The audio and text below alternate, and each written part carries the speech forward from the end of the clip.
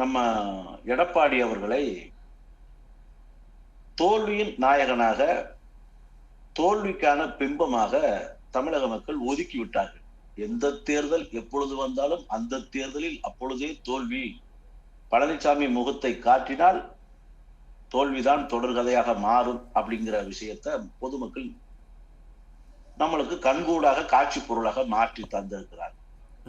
அந்த தோல்வியின் முகத்தையே கூட்டணிக்கு தலைமையாக்கி பழனிசாமி முன்னிலைப்படுத்தி பயணிப்பது என்பது நாம் தற்கொலைக்கு சமமான முடிவை எடுக்கிறோம் என்றுதான் பொருள்.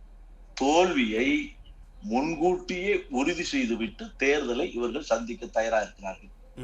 இந்த தற்கொலை முயற்சியை பாஜக வேண்டும் என்றால் எடுக்கலாம், நாமும் ஏன் எடுக்க வேண்டும் என்றுதான் நான் கடந்த 2 தினங்களுக்கு முன்பாக உங்களிடம் சொல்லியிருந்தேன். தொண்டர்களும் நிர்வாகிகளும் தமிழக மக்களுமே இந்த பாஜக விட்டு முதல்ல வாங்கப்பா, அந்த சனியன் தான் உங்களை இந்த பாடுபடுத்துதுன்னு பலவாறு சொல்ல கேள்விப்பட்டோம்.